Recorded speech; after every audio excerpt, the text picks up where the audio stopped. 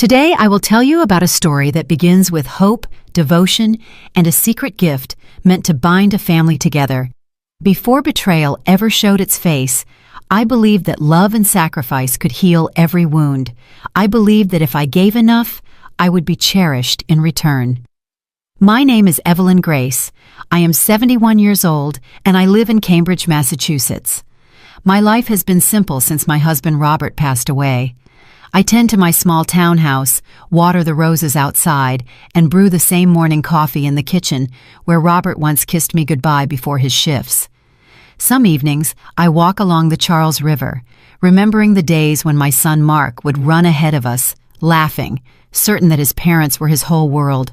Mark grew, and my responsibilities never ended. I worked long nights as a nurse, skipping meals and holidays to make sure he had every chance I never did. When he married Clara, I thought my sacrifices would finally give him stability. I paid their rent when bills piled too high. I filled their pantry when the shelves were bare. I even bought their furniture, piece by piece, so their small apartment in Cambridgeport would feel like a home. But my greatest gift was one they did not know about. Months before their wedding, I quietly withdrew $50,000 from my savings and arranged a surprise. Through Harris, an old friend of Robert's and a trusted lawyer, I booked a luxury honeymoon on the Amalfi Coast. First-class flights, a suite with a balcony that opened to the sea, a driver to take them along the winding cliffs of Positano. I wanted them to see a world beyond their struggles, to taste joy that would last a lifetime. I remember the day I tucked the envelope away. The house was quiet, filled with that golden light that only late afternoon brings. I held the contract and whispered to myself, "This will be my secret, my way of showing that love never runs out." I placed the envelope in the top drawer of my dresser, beside the pale blue dress I had chosen for the wedding. The dress was soft against my fingertips, a symbol of the day I imagined. Photographs filled with smiles, my son at the altar, Clara radiant in her gown, and me standing among them, proud and whole. In the mirror, I saw an older woman, yes, but also a mother still willing to give everything. The lines on my face told a story of years of sacrifice, but in that moment, I did not feel tired.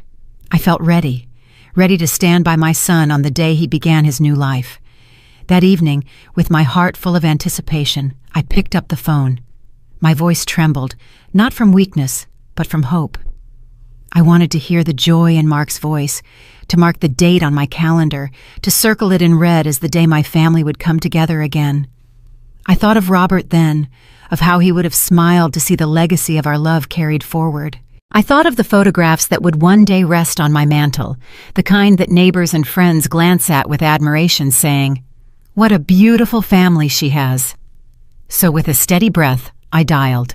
I pressed the phone to my ear, waiting, believing that at last, all my giving, all my quiet sacrifices, would lead me back to the place I longed for most, the heart of my son's happiness. The phone clicked, and Clara's voice cut through the line like a blade. Cold, sharp, almost playful in its cruelty. She said, "The wedding was yesterday, only for special people." My breath stopped. The words hit with such force that the walls around me seemed to shrink. For a second, I thought I had misheard her. But then the silence that followed made it clear. I was not one of those special people. I gripped the phone so tightly my knuckles turned white. My son Mark was there too. I could hear his breathing in the background. He did not interrupt, did not correct her, did not defend me, and he only lowered his head, avoiding my voice the same way he avoided my eyes in recent years. That silence was worse than her words. "Mark," I asked, my voice trembling but firm, "is this true?" He muttered, "It was just a small ceremony, Mom. Nothing big. Just private." His tone was flat, rehearsed, as if Clara had fed him the lines. Private, small. Yet in the very next moment, my phone lit up with notifications. Out of habit, I opened the screen. My chest tightened. The truth was plastered everywhere. Photos of Clara in her expensive white gown, standing proudly in front of the grand marble steps of a Manhattan hall. Mark in a tailored suit, arm wrapped around her waist. Champagne glasses raised high, crystal chandeliers glowing above. Clara's parents were there, smiling as if they had just secured a dynasty. And beside them stood Vivian, Clara's older sister, adjusting the veil with calculated grace, ensuring the image was flawless. My name was nowhere. My face was nowhere. My seat at the table did not exist. I had been erased. Clara's voice still rang in my ear. Only for special people. She might as well have spit the words. Every photograph I scrolled through confirmed the truth. They had celebrated without me. They had toasted, laughed, embraced, while I sat at home, preparing a dress that would never see the light of day. "Why?"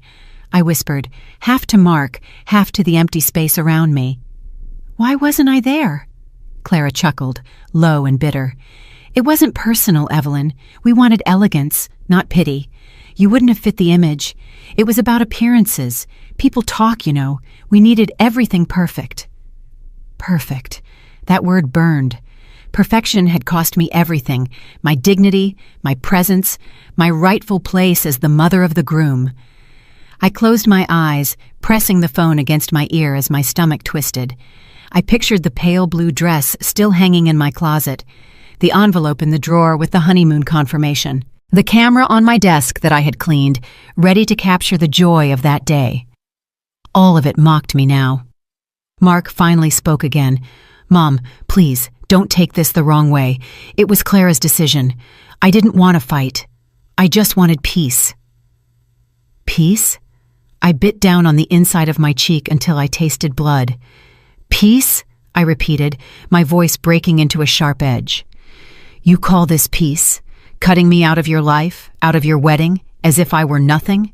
That is not peace. That is cowardice." The line went silent. No apology came. No explanation. Just the sound of Clara's soft laugh and the dull weight of Mark's silence pressing on me like a stone. I lowered the phone slowly, staring at the wall ahead of me, the photographs on my mantel blurred. The world I had believed in, a world where sacrifice was repaid with love, collapsed in that single moment. The air in the room thickened. My chest rose and fell quickly, but no tears came. Anger carved its way through the numbness. Betrayal did not crush me. It sharpened me. I turned to the window. Outside, Cambridge looked unchanged. Bicycles on the street, neighbors watering their lawns, the evening light spilling over red brick. But inside, my world had split open. I looked down at my trembling hands. These hands had worked decades of double shifts to feed a child. These hands had cleaned wounds, soothed fevers, signed checks, and held on to hope long after it should have died. These hands had paid for the apartment where Mark and Clara now lived. And these same hands had prepared a gift of $50,000, a luxury honeymoon, a gift they would never know had come from me. I felt something inside shift. The part of me that had begged for crumbs of affection curled inward and hardened. On impulse, I reopened the photos on my phone. There was Clara, tossing her bouquet into a crowd of smiling faces. Vivian caught it, her laughter loud, her posture sharp. They all looked radiant, complete, perfect. A family portrait, one that had no space for me. The comments under the photos made it worse. "What a beautiful day." Everything looked flawless. "So happy for you both." I scrolled faster, the anger boiling higher. Each comment was a nail driven deeper. And then there was one sentence from Clara's own caption that froze me entirely. "Surrounded by the people who matter most." People who matter most. That was the truth laid bare. To them, I was nothing. I stood, my body heavy yet electric with fury. I walked to my dresser and opened the drawer.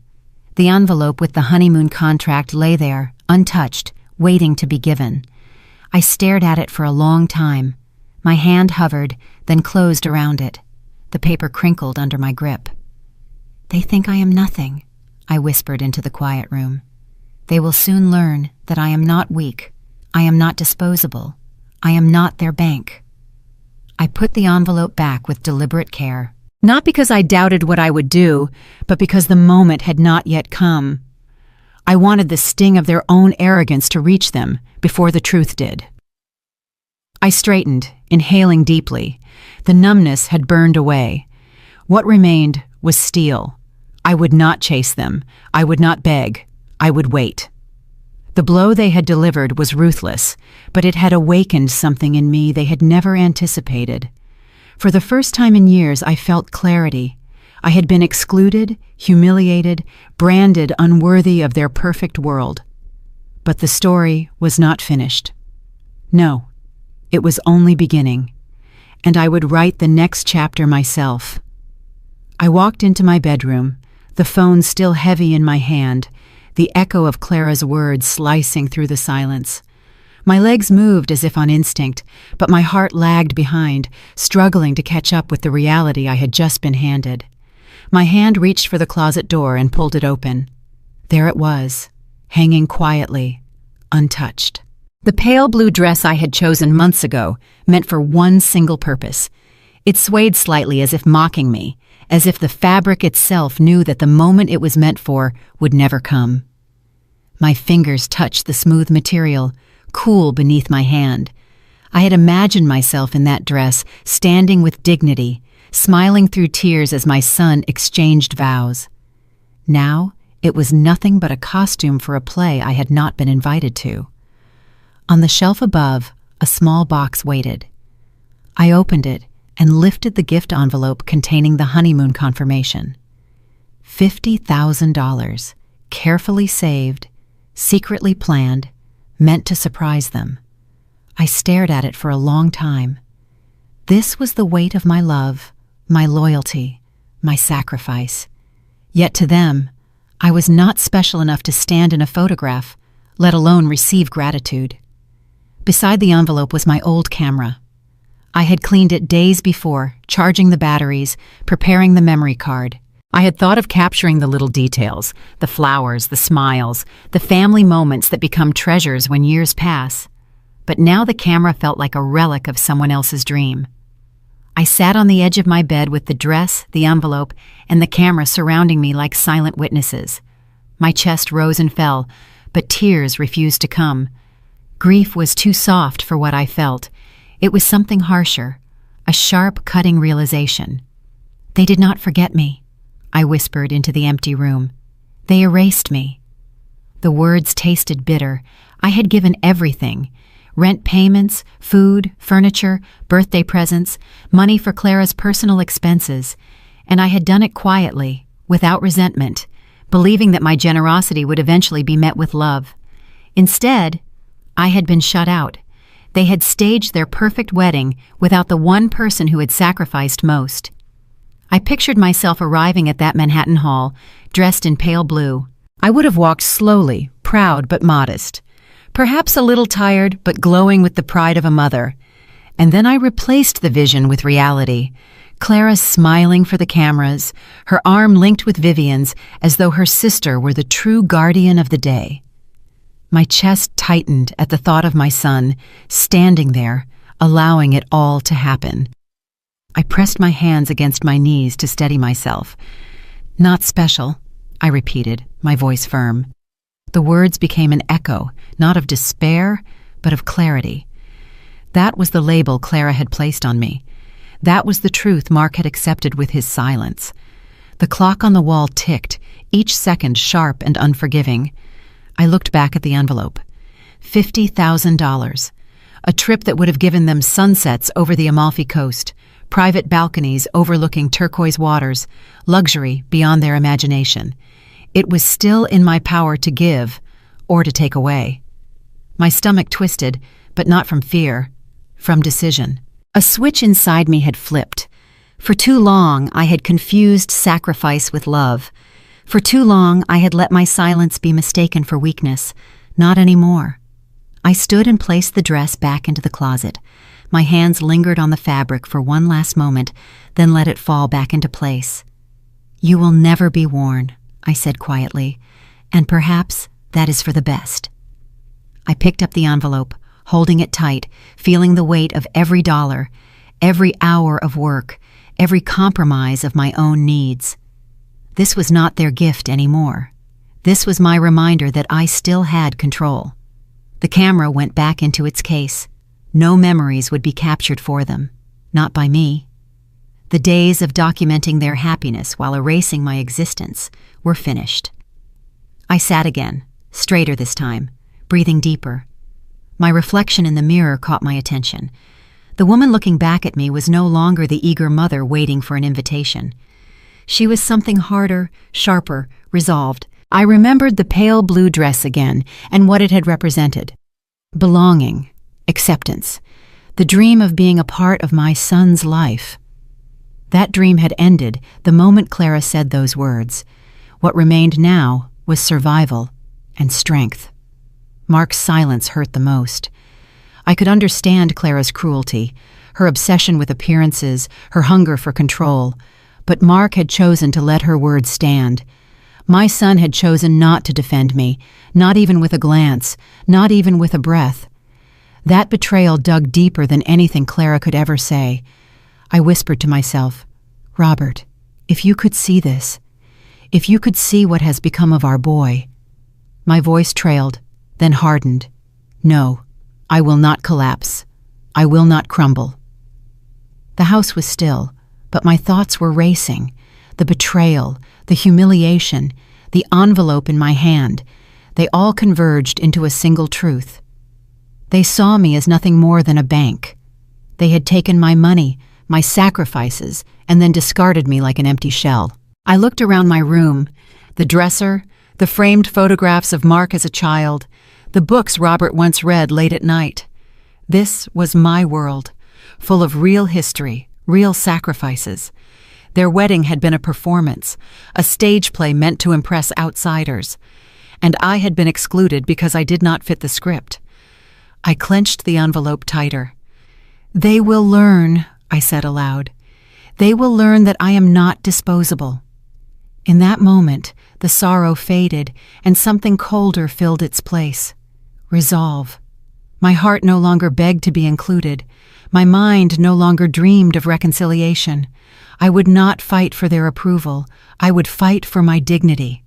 The dress would never be worn. The camera would never flash. The envelope would never be handed over. They thought they had silenced me by excluding me. They had no idea what silence looks like when it turns into power. And as I stood in that quiet bedroom, surrounded by symbols of love turned hollow, I knew one thing with certainty. This was no longer about being part of their perfect picture.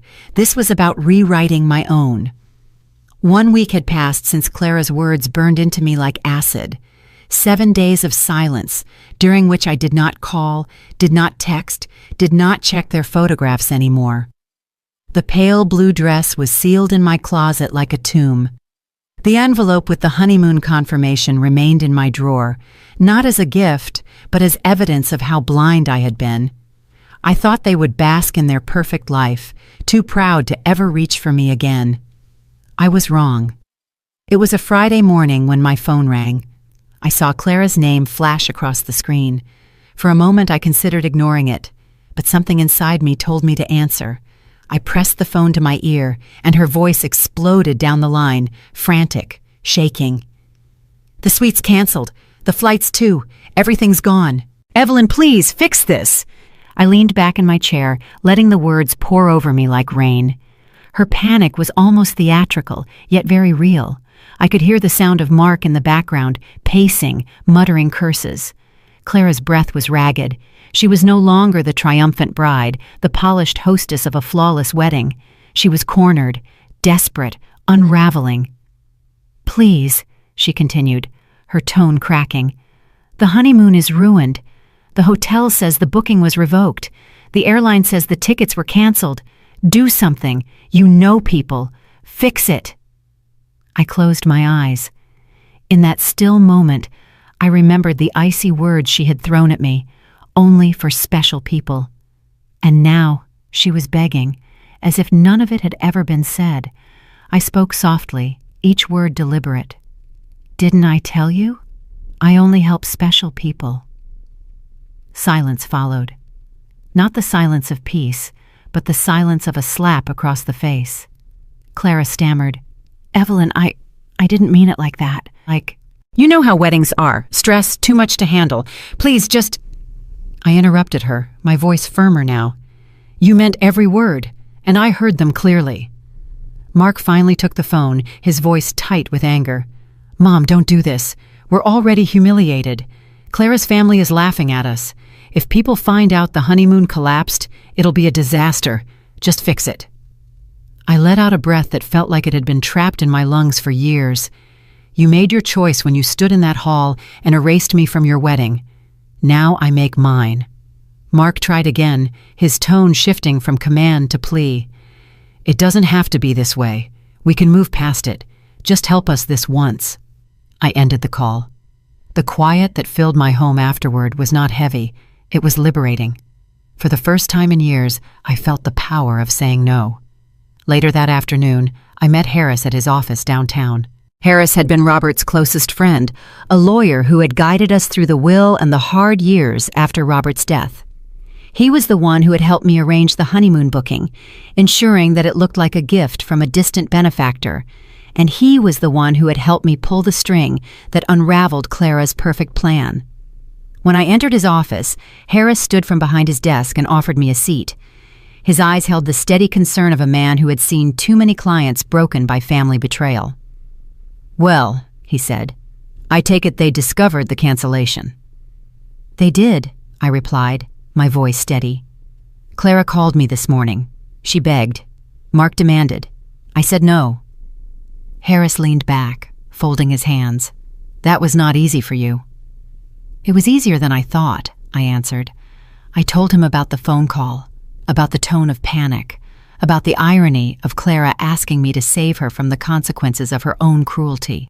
Harris nodded slowly, then pulled a folder from his desk. Inside were the receipts, the confirmations, the documents proving the entire honeymoon had been secured in my name. "You still have full control," Harris said. "Every cent is protected. They can scream, they can plead, they can throw tantrums, but they cannot touch what you've set aside. You've finally drawn a line."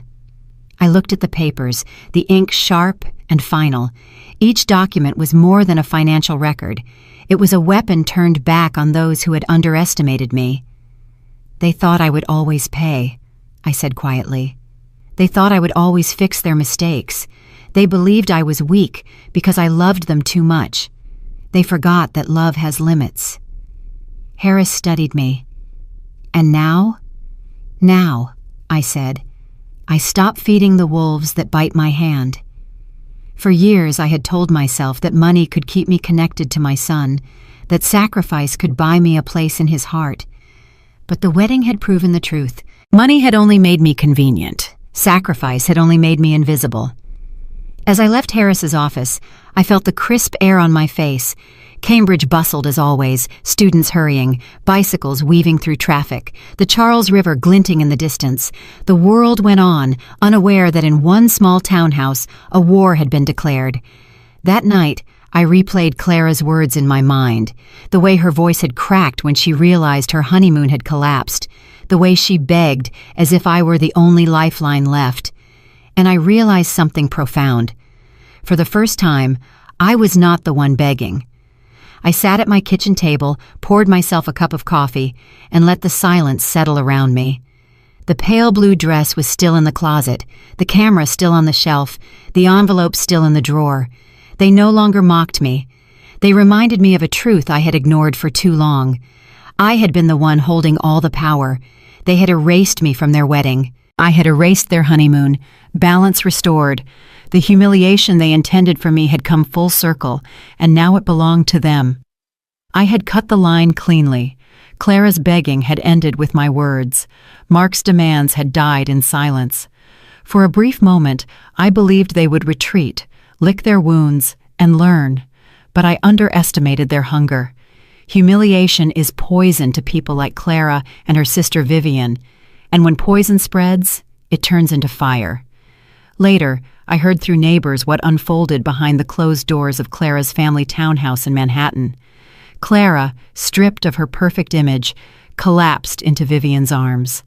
Her sobs filled the gilded living room, her mascara running down her cheeks. Vivian did not comfort her. She stood tall, her voice cutting like steel. "I warned you," Vivian snapped.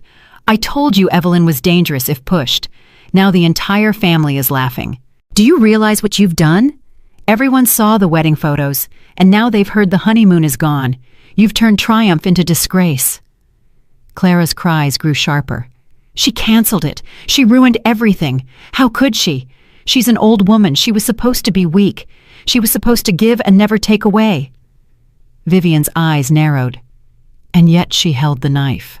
She humiliated you in front of everyone. Do you know what our relatives said at dinner? They said, 'So much for the wealthy Grace family connection, can't even afford a honeymoon.' They laughed, Clara. At me, at you, at all of us." Clara's hands trembled as she clutched a silk handkerchief. "I can't face them again. They'll never let me forget this." Mark was there, sitting at the edge of the sofa, his head bowed like a schoolboy being scolded. His silence was heavy, but Vivian did not let him hide. She turned her fury on him. "And you? What exactly is your plan now, Mark? If your mother shuts the doors, if her money dries up, how will you live? How will you pay rent, or the credit cards, or the car you couldn't afford without her signature?"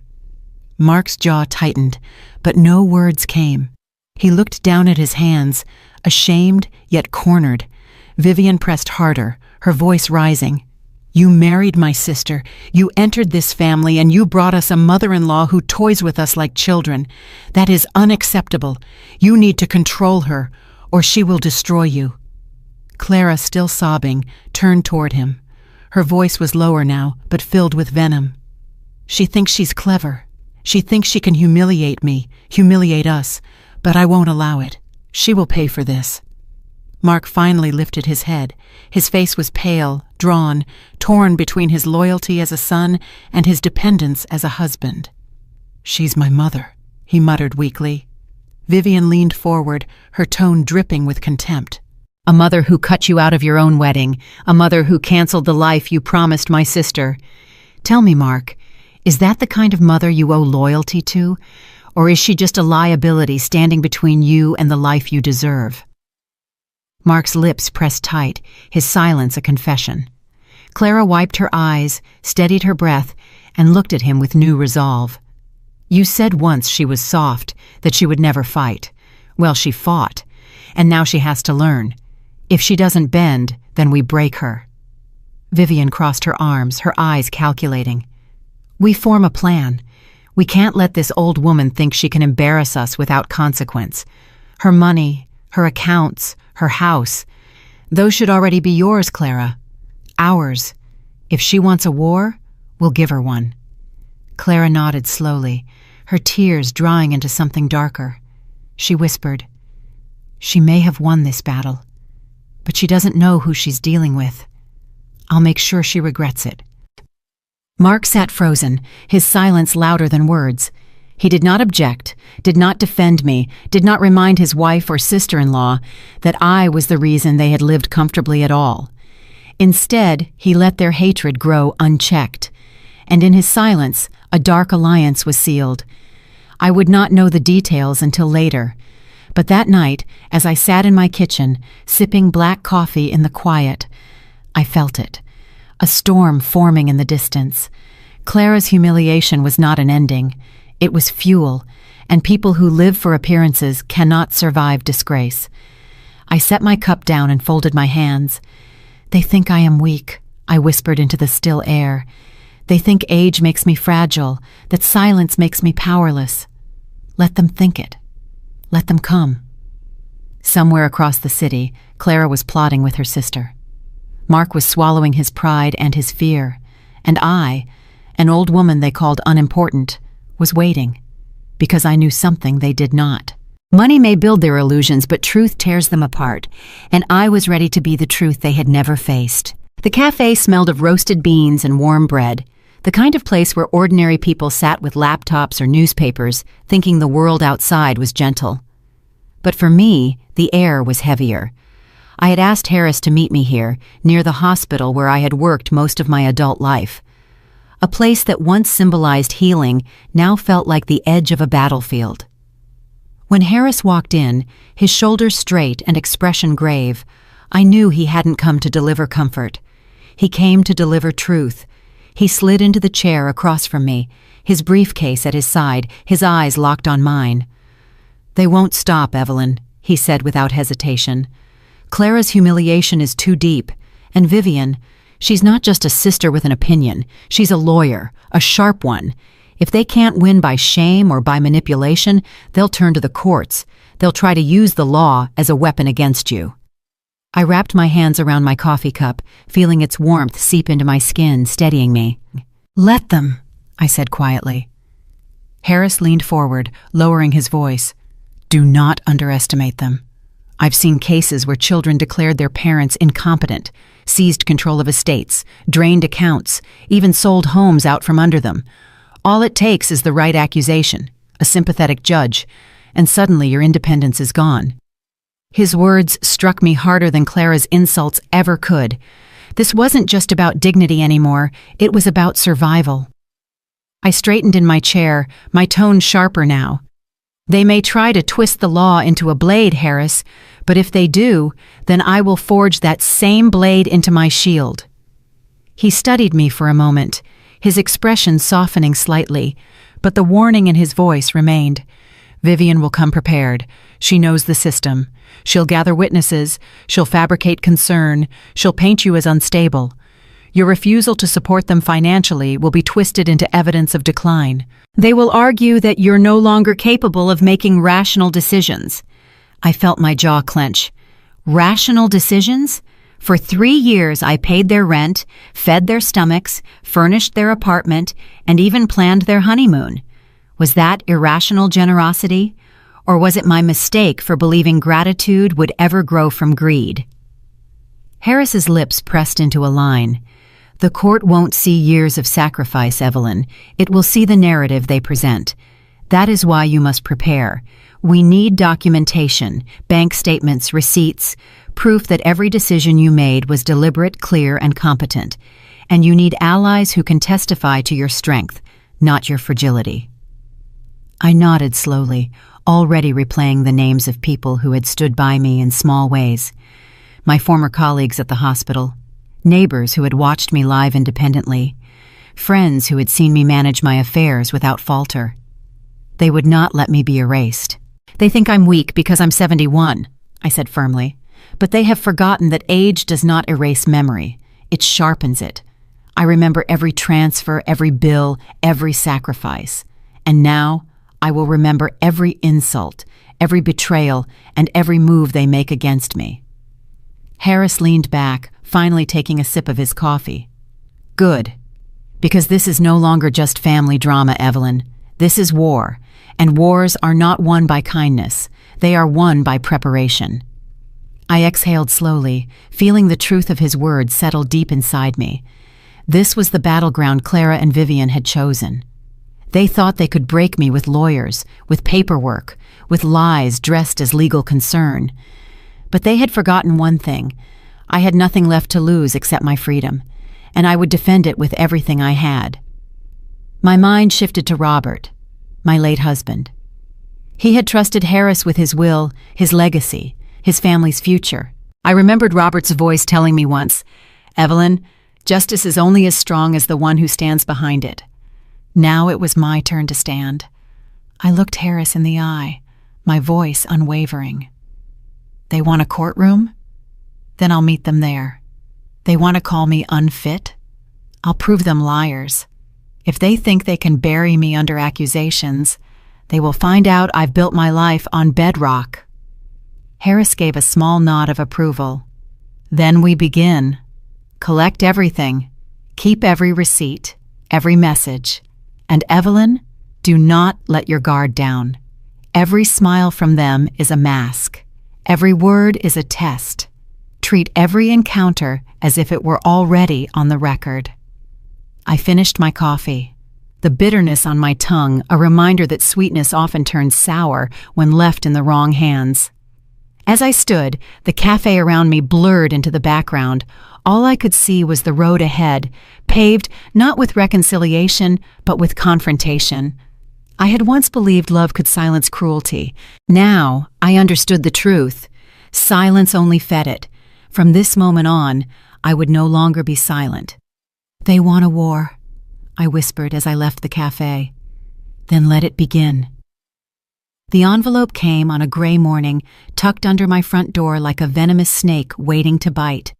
I bent down, picked it up, and read the return address. A law firm in Manhattan, Vivian's battlefield. My hands tightened on the paper as I opened it, scanning the words that cut through me with precision. "Petition for guardianship," it read. Filed by Vivian on behalf of Clara and Mark. The accusations were sharp, designed to bleed me dry.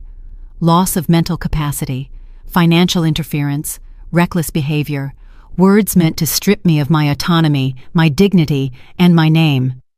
I sank into my chair, forcing myself to read line by line. Respondent Evelyn Grace has demonstrated signs of diminished mental capacity, evidenced by erratic decisions and paranoid behavior. Respondent has interfered with financial commitments made to her son and daughter-in-law, causing significant emotional and financial damage. Respondent requires legal guardianship to ensure her well-being and responsible management of her assets. My chest tightened, but I kept reading. I had promised myself I would not be blindsided again. The petition included a sworn statement from my neighbor, Mr. Callahan, a bitter man who had despised me ever since I installed security cameras around my house. His words were printed in cold black ink. "I have observed Mrs. Grace acting strangely on multiple occasions. She installed surveillance cameras around her property and repeatedly muttered about being watched. I believe she is paranoid and potentially a danger to herself." I could almost hear his voice dripping with spite. The same man who once shouted at me for trimming the hedge that bordered our yards. Now his petty grudge had been weaponized against me. The file went deeper. Attached emails, supposedly written by me. I scanned them with horror. I hear voices telling me what to do. They told me to cancel the honeymoon. I cannot tell what is real anymore. I slammed the papers onto the table, my jaw locked in fury. I had never written these words. Vivian had manufactured them, fabricating a story to paint me as a woman unraveling, a mother lost in delusion. The air in my home felt thick, suffocating. I closed my eyes for a moment, forcing myself to breathe. The first strike had landed, and it was ruthless. I called Harris immediately. My voice was steady, but every muscle in my body burned with anger. "They've filed it," I said. "Bring it to me," Harris replied without hesitation. Within the hour, I was at his office, the petition spread out across his desk. Harris adjusted his glasses, his eyes scanning each page with surgical focus. When he finished, he looked at me, his expression grim. "They're coming hard," he said. "Vivian is throwing everything at you. Witness testimony, fabricated evidence, emotional manipulation. She's trying to establish a narrative before we even step foot in a courtroom. If this sticks, Evelyn, they could place you under guardianship. That means Mark and Clara would control your accounts, your property, your future." The words rang like a death sentence, but I refused to bow. "I am not incompetent," I said through clenched teeth, "and I will not let them reduce me to a helpless old woman just so they can drain what I've built." Harris nodded. "Good, but understand, this is not about truth. It's about proof. We need to dismantle their lies piece by piece. Callahan's statement can be challenged. Installing cameras is not paranoia, it's precaution. As for these emails," he held up the papers, "we'll bring in a forensic analyst. If they were forged, we'll prove it. Vivian is smart, but she's left fingerprints somewhere. She always does." I leaned back, feeling the weight of the battle ahead. My thoughts drifted to Robert. If he were here, he would rage at what our son had become. But he would also remind me of something I nearly forgot. Strength is not loud. Strength is steady. "I will not be their victim," I said, my voice low but sharp. "If they want to make the law their weapon, then I'll make the law my shield. And when the truth comes out, it will cut deeper than any lie they've told." Harris studied me for a long moment, then nodded once. "Then let's prepare, because this," He tapped the petition with his finger. Is only their opening move. More is coming.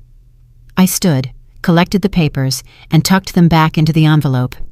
Outside, the city moved as if nothing had changed, but I knew better. War had been declared, not with fists or shouts, but with signatures and lies. As I walked back to my car, I whispered into the cold air, "You think you've cornered me, Vivian. You think you can erase me with ink and paper, but you have no idea who you're dealing with." The first strike had landed, but I was still standing, and I was ready for the next. The knock at my door came just after midnight. 3 sharp raps, urgent but hesitant, like someone afraid of being caught. I rose from my chair, the glow of the lamp casting long shadows across the living room. When I opened the door, Mark stood there, his face pale, his hands trembling. "Mom," he whispered, glancing over his shoulder as though the night itself were watching. "Please, let me in." I stepped aside. He entered quickly, shutting the door behind him. He didn't sit. He paced, his shoulders hunched, his movements restless. For a moment, I saw the boy I had once known, the boy who used to climb into my bed after a nightmare, asking me to protect him. But that boy was long gone, replaced by a man with fear carved into every line of his face. "What are you doing here, Mark?" I asked, my voice even. He stopped pacing and finally met my eyes. His voice cracked. "You can't fight Clara. You can't fight Vivian. They'll destroy you. They'll tear you apart in court. Please, Mom, don't go against them." I studied him carefully, my silence forcing him to continue. "I know what they're planning," he went on. "Vivian, she's ruthless. She's already got witnesses lined up, papers ready, stories about you not making sense anymore. If you try to stand against her, she'll crush you. And Clara," his voice faltered, "Clara won't stop until she gets everything. She says you owe her, that you owe us both." The words stung, but I kept my composure. "And what do you think, Mark? Do you believe I owe you?" He looked away, his lips pressed tight. "I don't want to lose everything," he muttered. "The house, the support, my life. If you keep resisting, I'll lose it all. Please, Mom, just sign what they want. Give them control. Make it easier." I felt the blood rise in my chest, but my voice came out cold and steady. "Easier for who, Mark? Easier for me, or easier for you?" He swallowed hard, unable to answer. I stepped closer, my eyes locked on his. "Do you remember the day you got married? The day Clara told me the wedding had already happened, only for special people? That was the day I lost you. My own son erased me from his life. Do you understand that? You already threw your mother away. The question now is whether you'll throw away your honor too." His hands shook. He opened his mouth, then closed it again. The silence stretched between us, heavier than any scream. In that silence, I saw the truth. Mark wasn't here to protect me. He wasn't here out of love. He was here because he was afraid of losing the comfortable life I had built for him with my sacrifices. "Mom," he whispered again, his voice hoarse. "You don't know what Vivian can do. She'll—" I cut him off. "No, Mark. I know exactly what Vivian can do. And I know exactly what Clara is capable of. What I didn't know until tonight is how far my own son would sink to keep their approval. You're not here to warn me. You're here to beg me to surrender, because you don't have the courage to stand against them." His face twisted in shame, but he didn't deny it. That was his final betrayal. His silence. I turned away, my heart pounding, but my resolve like steel. "You made your choice when you let Clara erase me from your wedding. You made your choice when you let Vivian turn me into an enemy. And now, you've made your choice again by standing here, asking me to hand over my life so you don't have to fight for your own. I won't do it, Mark. Not for you. Not for anyone." He staggered back as if my words had struck him. Then you'll lose," he whispered. I turned back to him, my voice cutting through the room like a blade. "No, Mark. You already lost. You lost your mother that day, and tonight you lost your honor." His lips trembled, but no sound came. The silence was his answer, the silence of a coward who had chosen comfort over truth. I opened the door and gestured toward it. "Go back to your wife, to your sister-in-law, to your schemes. If you ever decide to stand as a man instead of hiding as a child, you'll know where to find me. But until then, this house is no longer your refuge." He stood frozen, then finally walked past me, out into the night. I closed the door behind him, the sound of the latch echoing like a verdict. For a long time, I stood alone in my living room, the weight of his betrayal pressing down on me. But beneath the sorrow, there was something else: clarity. I no longer had to wonder where Mark stood. His silence, his cowardice, had answered for him. And that clarity gave me strength, because if my own son could not defend me, then I would defend myself, and I would win. Harris called me into his office on a Monday morning. The sky outside was brittle and cold, the kind of morning where the air itself warned you that trouble was close. He didn't waste time with pleasantries. As soon as I sat down, he slid a folder across the desk. "Evelyn," he said, his tone low and deliberate, "I found something, and once you see it, you'll never look at Clara the same way again." I opened the folder. Inside was a credit card statement, itemized in neat black print. At first, the numbers blurred together: flights, boutique stores, luxury dinners. Then one line froze me in place. Bridal Elegance, New York, $3,450. The charge was dated 2 weeks before their wedding, and next to it, the last 4 digits of the card number. My card. I felt the blood drain from my face. Harris watched me carefully, his voice like a scalpel. "She didn't even bother to hide it. Clara used your credit card to buy her wedding dress." I touched the paper, my fingers shaking slightly. The image came back in a rush. Clara in my kitchen, her mascara smudged, tears streaming down her cheeks. She had thrown her arms around me, whispering, "You're like a real mother to me. I don't know what I'd do without you." I had believed her. I had wiped her tears, held her, told her everything would be fine. And while I was comforting her, she was already planning to erase me from the very ceremony she had dressed me to pay for. My throat tightened, but no tears came. Only anger. Harris leaned forward. "This isn't just a receipt, Evelyn. This is evidence. Proof that Clara has been bleeding you dry while pretending you're nothing. In court, this shows motive. She doesn't just want your money, she's dependent on it. And yet she had the audacity to accuse you of irrational behavior." I clenched my fists, the memory of her words replaying in my mind. The wedding was yesterday, only for special people. She had worn a dress I paid for while declaring I wasn't special enough to witness it. "She stood in that gown," I said bitterly, "every stitch sewn with my sacrifice, and she smiled in photographs, toasted with her family, while I sat at home waiting for an invitation that never came." Harris's eyes hardened. "Jurors respond to hypocrisy. They may not understand every legal technicality, but they understand betrayal.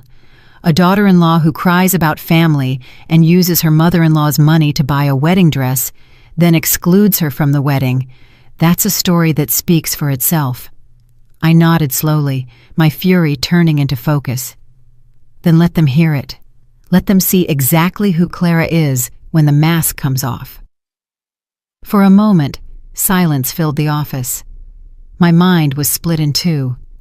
One part of me was replaying Clara's manipulations, the sweet voice, the false gratitude, the way she called me Mom, only when she needed something.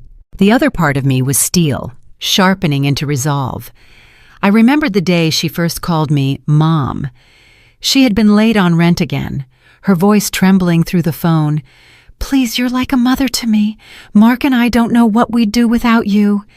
And I, foolishly craving that role, had rushed to the bank and wired money, believing I was helping build a family. But this wasn't family. It was exploitation wrapped in ribbons.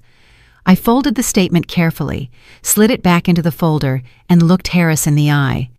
They want to portray me as a confused old woman, But this shows exactly who's confused about the truth. Clara doesn't see me as family. She sees me as a credit line with a heartbeat. Harris gave a grim smile. Then it's time we use her own greed against her. This receipt may look like a simple charge, but in court, it's a crack in her mask. And once a mask cracks, it shatters. I left his office, carrying the folder like a weapon. The street outside was alive with ordinary life. People buying coffee, cars honking, children running late for school. They had no idea that just blocks away, a war was brewing. But I knew, and I was ready. That night, alone in my house, I pulled open my closet.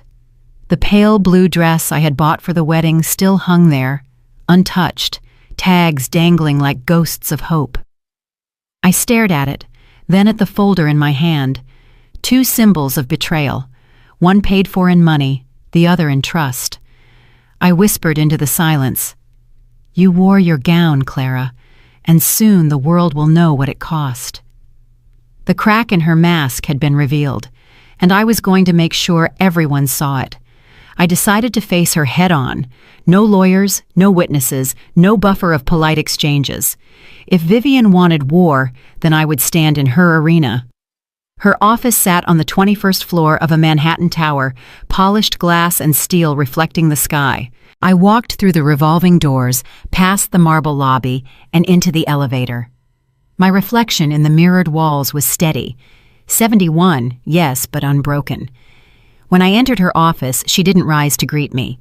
Vivian sat behind a gleaming mahogany desk, her blazer perfectly pressed, her manicured hands folded over a stack of legal files.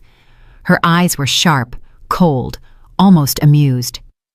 "Well, well," she said, her voice dripping with mock courtesy. "The mother-in-law who thinks she's important. What an unexpected visit." I didn't sit. "I came to hear it directly from you. No petitions, no fabrications, just your own mouth." She leaned back in her chair, crossing one leg over the other, her smirk growing wider. "You want honesty? Fine. You were never meant to be in their wedding album. Do you really think anyone wanted a poor, aging nurse standing next to the photographs that will define their future? Clara and Mark deserved elegance, not baggage." Her words landed like blades, but I stood tall. She continued, savoring each cut. "You should be thanking me, Evelyn. By excluding you, I gave your son a flawless image. No one sees the cracks in his family now. No one whispers about the pitiful mother clinging to him. You're invisible, and that's exactly what you should be." I felt heat rise in my chest, but my voice came out calm, razor sharp. "Thank you, Vivian, because by erasing me, you showed me the truth I needed. You showed me that my son has become too weak to stand on his own, that he hides behind women like you to do his fighting. You've exposed him for what he is, a man without a spine." Her smirk faltered, just for a flicker, before she recovered. "Careful. Insults won't save you in court. I will prove you're unfit, and when I'm done, Mark and Clara will control every penny you have. You'll be left with nothing but your memories." I stepped closer, resting my palms flat on the edge of her desk. "Do you really think I'm afraid of losing money? Money is the smallest part of what you've already tried to take. You tried to take my dignity, my worth, my place in my own family. But here I stand, still breathing, still fighting, and unlike you, Vivian, I don't need lies to win." Her eyes narrowed. "You're overestimating yourself. I have witnesses, I have documents, I have influence." "And I have truth," I shot back. "Truth doesn't flinch under cross-examination. Truth doesn't collapse when someone asks for dates, details, receipts. Do you know what else I have? The patience to watch your mask crack, piece by piece, until the world sees what you really are. A manipulator hiding behind a law degree." For the first time, her polished composure slipped. She leaned forward, her voice colder, harder. "You don't understand the stakes. Mark is my client now. Clara, my sister. This is not just a case to me. It's personal. And when something becomes personal, I don't lose." I met her stare without blinking. "Then we're alike. Because this is personal to me too. You think you're fighting an old woman who's already beaten. But what you're really facing is a mother who has nothing left to lose, and that makes me far more dangerous than you imagine." The silence that followed was sharp enough to cut glass. The hum of the city beyond her window was the only sound between us. Finally, Vivian broke it with a sneer. "Get out of my office. The next time we meet, it will be in court, and there your little speeches won't matter." I straightened, gathering my coat around me. "Then I'll see you there. And when I walk out of that courtroom, it will be with my freedom intact. You, on the other hand, will walk out with your reputation in pieces." I turned and walked to the door, but before I left, I looked back once more. "Remember this, Vivian. I raised my son without anyone's help. I built a life from nothing, and I survived losses you could never comprehend. Do you really think a woman like me will fall to someone like you?" Her face hardened, but she didn't answer. That was all I needed. I closed the door behind me, my footsteps echoing down the marble hallway. Inside, I felt the fire of battle surging stronger than ever. She thought she could humiliate me into silence. She thought she could erase me like a stain from a photograph. But now, Vivian knew the truth. I was not erased. I was not broken. I was preparing for war. It didn't take long for whispers to spread through Cambridge. In a town where people noticed every new car in the driveway and every curtain left open too late at night, my story became fuel for speculation. At the market, I caught glances from behind displays of fruit. On the sidewalks, conversations hushed when I passed. "They say she ruined her son's honeymoon," a woman muttered once, not quietly enough. "Imagine canceling flights and hotel suites. Who does that?" "Heartless," another voice answered. "No wonder they didn't invite her to the wedding." I kept walking, holding my head high, though each word pressed like a stone on my chest. The truth never traveled as fast as gossip. No one mentioned the years I had paid their rent, bought their furniture, stocked their pantry. No one remembered how many times I had sacrificed my own needs so they could live without worry. All they knew was the story Clara and Vivian wanted them to know, that I was vindictive, bitter, unstable. Outside the post office, Mrs. Cooper, a neighbor I'd known for decades, shook her head at me. "Evelyn," she sighed, "people are saying terrible things. Maybe you should just let it go, for the family's sake." "For the family's sake?" I replied evenly. "Which family, Mrs. Cooper? The one that erased me, or the one that exploited me? Tell me, which of them is worth protecting with silence?" Her face flushed, and she looked away, offering no answer. The weight of their judgment was heavy, but I carried it. I had carried heavier burdens before. Robert's illness, raising Mark alone, the endless shifts at the hospital when exhaustion felt like it would crush me. This was different. This was not survival. This was defense. That evening, I drove to the cemetery just outside town. The air was crisp, the kind of sharpness that hinted at the coming winter. Rows of granite stones stretched across the field, each one a story finished. I walked the familiar path until I reached his. Robert, my husband, gone for nearly 20 years, but never truly absent. I knelt beside the stone, brushing away a few fallen leaves. "Robert," I whispered, my voice breaking against the stillness, "they're trying to make me into a villain. They've told the world that I'm cruel, unstable, unworthy, and maybe the world believes them." I rested my hand against the cold granite. "But I know the truth. You would know it too. I've carried them for years. I've sacrificed more than anyone will ever see. And now that I've stopped, they call me selfish. But I am not selfish, Robert. I am finally standing." The silence of the cemetery wrapped around me like a shield. A bird shifted in the branches overhead. The wind rattled dry leaves, but no voice answered. Still, I felt stronger. "They think loneliness will break me," I continued softly. "They think isolation will make me bend.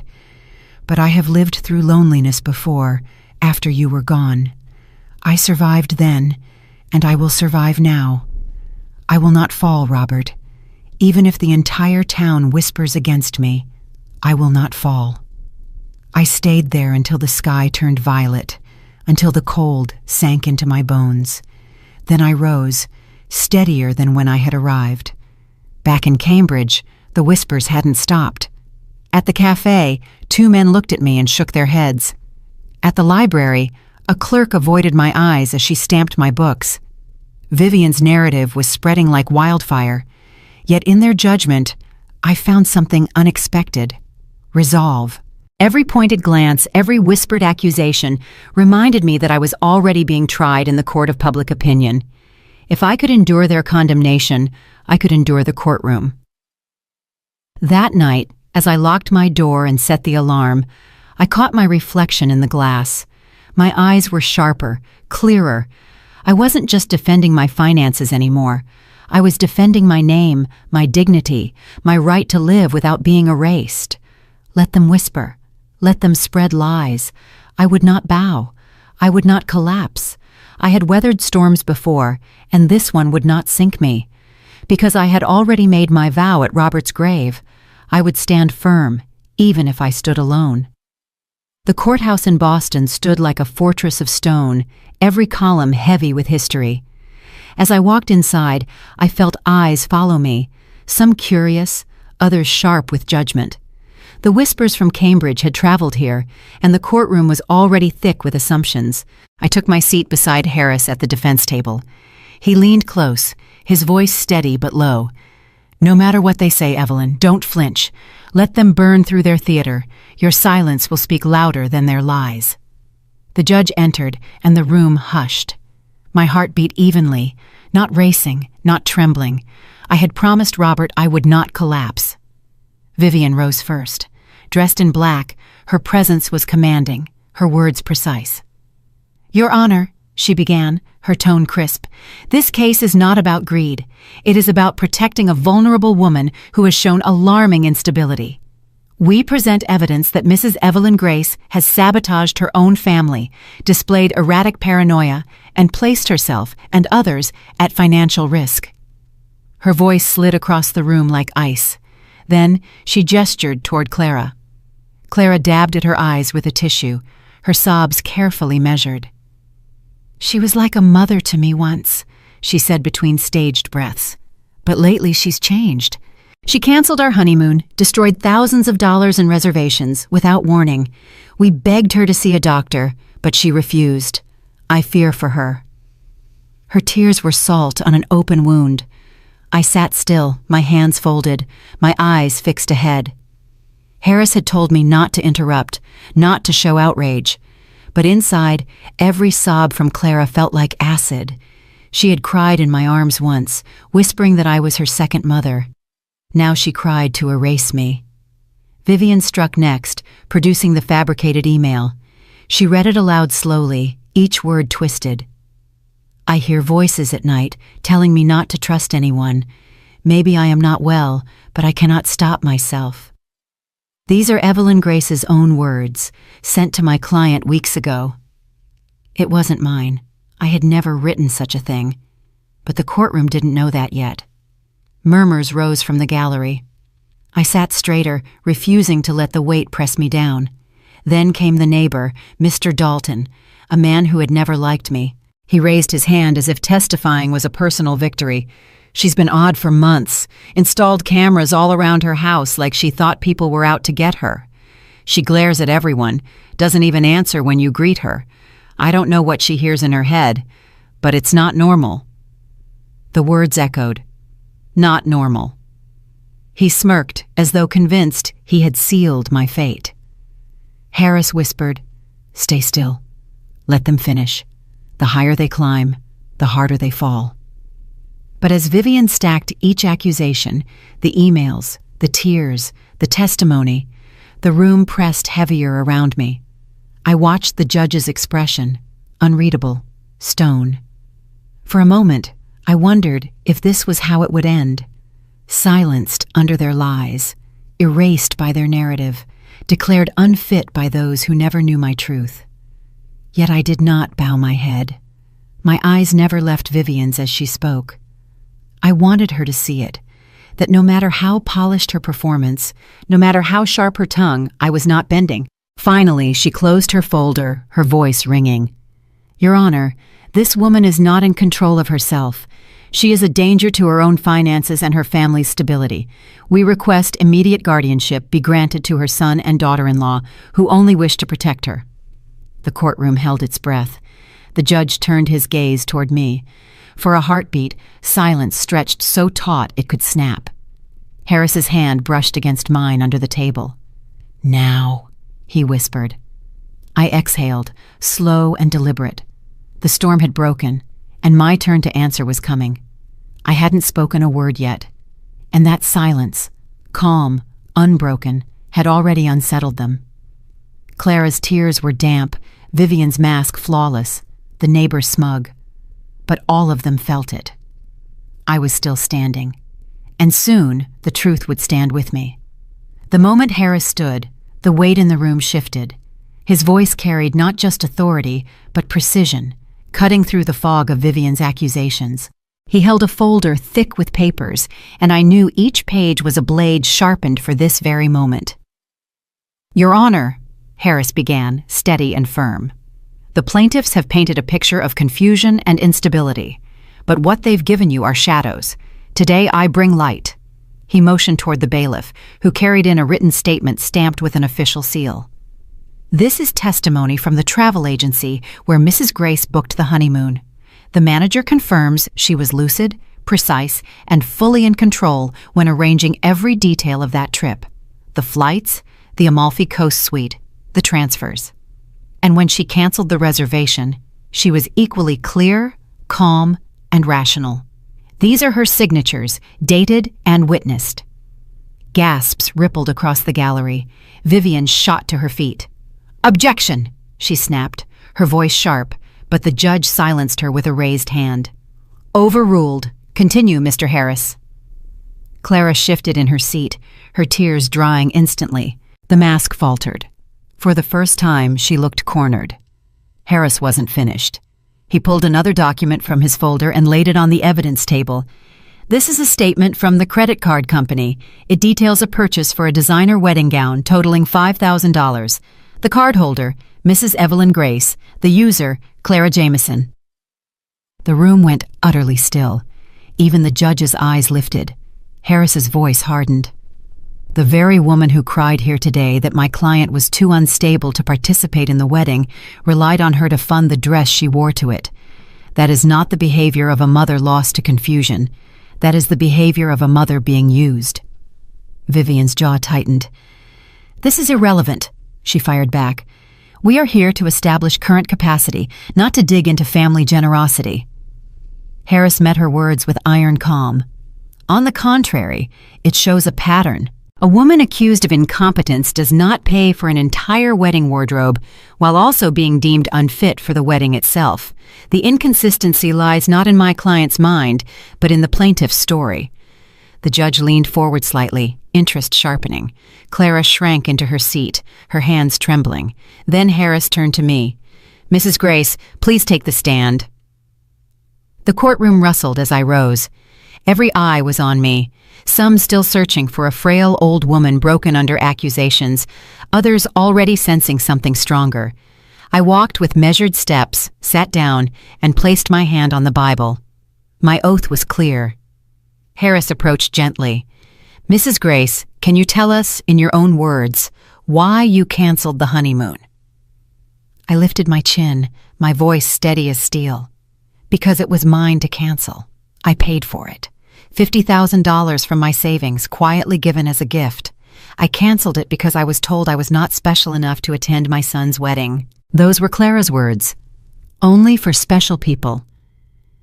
If I was not special enough for the ceremony, why should my money be special enough for the honeymoon? A sharp inhale came from somewhere in the gallery. Vivian's face flushed, but she said nothing. Harris nodded. "And why did you continue to support your son and daughter-in-law financially for so long?" I let my eyes rest on Mark, who couldn't meet them. "Because I raised my son to be independent. Instead, he chose to be dependent. That is not confusion. That is clarity. I gave them every chance to stand on their own, and they refused. Cutting them off was not madness. It was sanity. The courtroom fell into a silence so deep that even the hum of the fluorescent lights seemed to fade. For a long moment, no one moved. The judge cleared his throat. "Do you feel you are capable of managing your own affairs, Mrs. Grace?" "Yes," I answered. "I have managed them my entire life. I raised a child alone after my husband passed. I worked for 40 years in healthcare, balanced every bill, every mortgage, every debt. I am 71 years old, not 71 years gone. I am not confused. I am not incompetent. I am simply done being used." A murmur spread through the gallery, not whispers of suspicion now, but of recognition, the kind that carried weight, the kind that spread faster than gossip. Vivian scrambled to regain control. "Your Honor, this is emotional manipulation. She's performing." The judge silenced her again. "Enough, Ms. Jameson. The court will decide." I remained seated, my hands folded in my lap, but inside I felt something shift. For the first time in this nightmare, the lies weren't crushing me. They were collapsing under their own weight. I looked at Clara, then at Mark. Their faces were pale, their alliance cracking under the light of truth. And in that silence, I knew. The tables had turned. The courtroom felt like a pressure chamber, every breath measured, every silence sharp. The judge shuffled the papers before him, his voice finally breaking through the weight of the air. "After reviewing the testimony, the evidence, and the conduct of all parties, this court finds no grounds to declare Mrs. Evelyn Grace incompetent.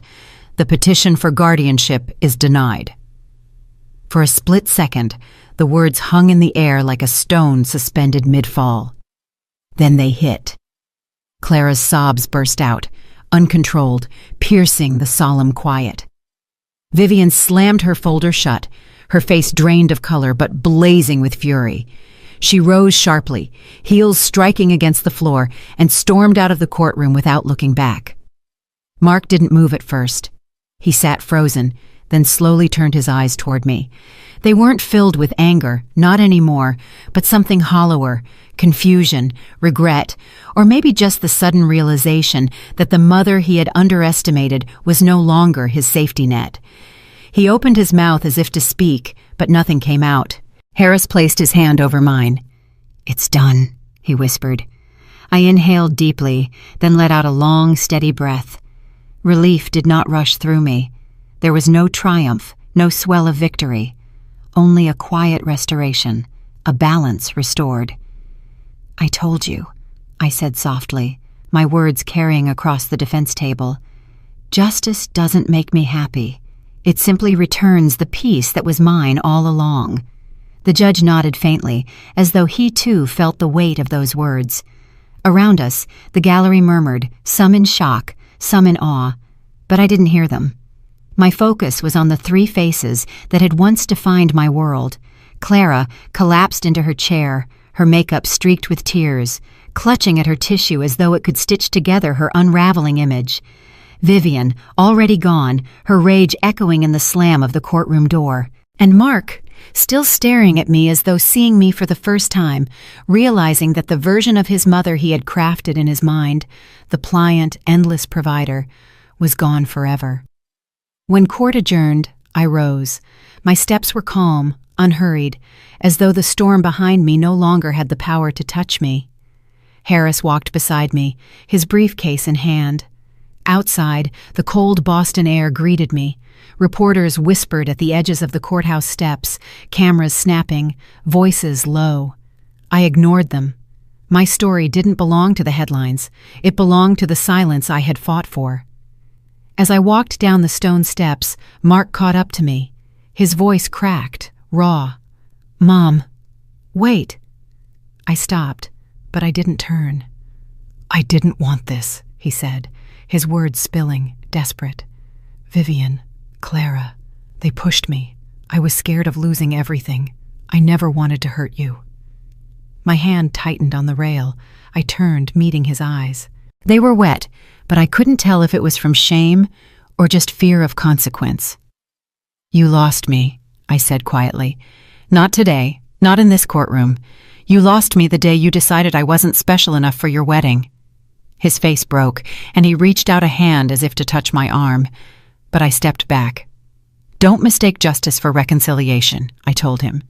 "The court cleared my name, but it can't heal what you chose to break." Clara emerged from the courthouse then, her sobs still echoing, pulling Mark away with a frantic grip on his sleeve. I watched them walk off together, their silhouettes fragile in the winter light, bound by fear and by their own greed. I turned back to Harris. "It's over," I said, more to myself than to him. He gave me a small nod. "It's over, Evelyn, and you walked out with your dignity intact. That's more than most can say." We parted ways at the street.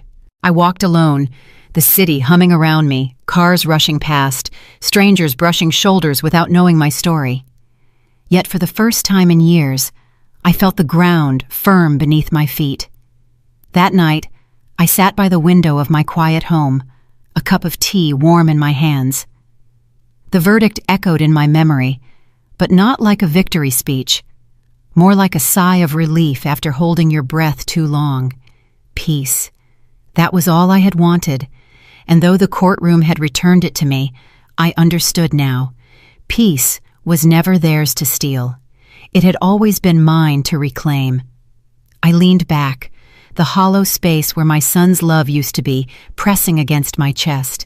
But it no longer consumed me.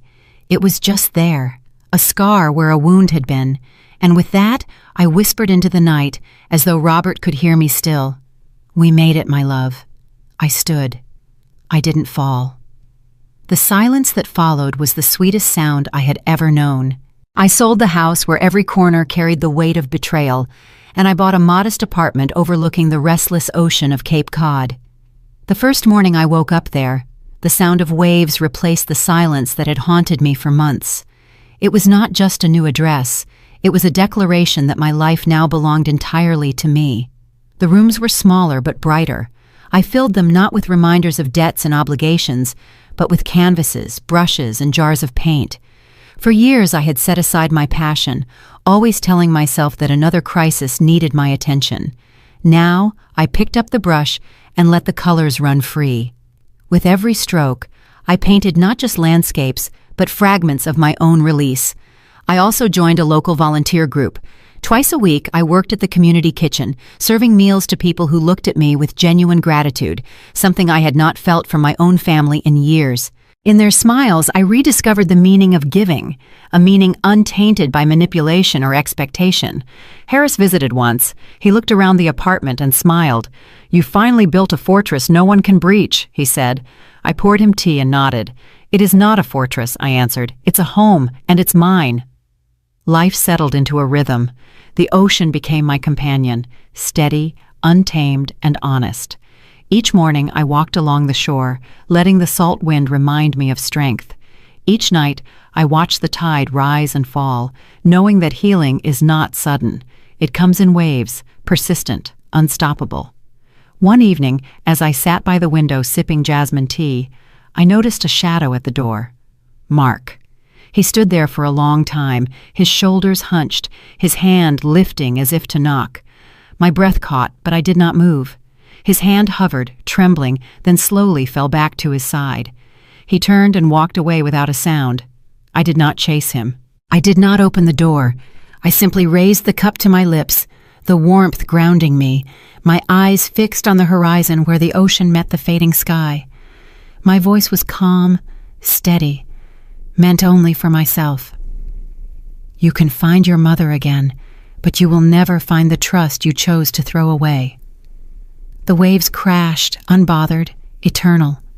I let them carry the last fragments of sorrow out to sea. What remained was peace, quiet, firm, unshakable. The screen closes there. A woman who lost almost everything, but found herself, sitting by the sea, no longer waiting for apologies that may never come. The story ends not with revenge, but with freedom.